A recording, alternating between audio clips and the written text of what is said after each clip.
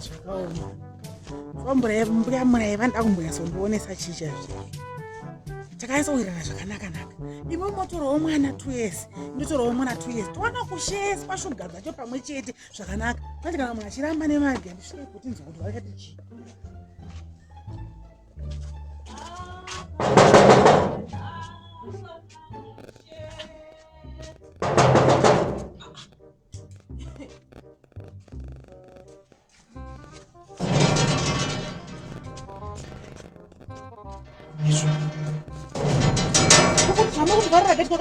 Makadiko. Makadiko. Kudiko kwakuda seko muri kuvharireko gate zviita samwana vazukuru vangu vandoona vakuchema.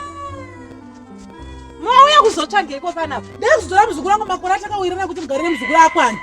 Munotora muzukuru wenyu pakai? Muzukuru ndewangu. Muzukuru ndewangu. Makaenda kulebhere imi. Unoziva kurwadza kwemimbe here. Imi ndiri makaenda. Imi ndiri makaenda imi. Mwana wangu ndiye akaenda kuleba. Munodii? Mwana wemwana wangu mukomana. Imimi mwana wenyu musikana. Handi uri kutonyasotsanangura kuti mwana wemukomana akaenda kuleba here. Mai mwana makuda kuzondikonewa manje. Makuda kuzondikonewa manje. Ndipe muzukuru wangu. Muzukuru ndozvikutora. Ndatipe muzukuru wangu. Iwe unoda kudya mari yevanhu vari kubva kumhiri uku. Uchida kudya nemuzukuru wangu. Hakuna zvakadaro. Respect kufanana mwana wako. Ungandisi ini iwe. Mai vemurume. Iwe. Ndizotaura nemi. Imi muri kugara nafunga chii? Muri kugara muzukuru wangu ari kuchema muzukuru wangu. Aiwa, muda kwamunotora. Imi ndipe muzukuru wangu. Muzukuru wangu ari kuchema. Muzukuru wangu ari kuchema. Amutore muzukuru imi. Azviite.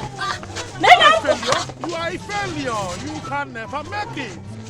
You can never. You know you cannot make it. Mai amkurungai.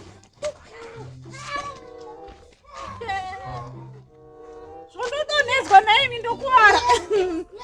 Ndokuvara nhai. Wangu udyire chete. Takanyatsowirirana tikati i2 years.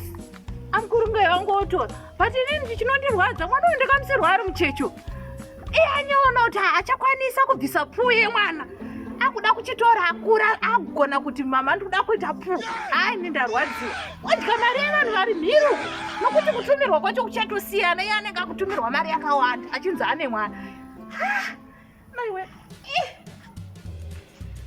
Nhamo yangu. Amai muraiwe. Yakakura semakomo chokwati.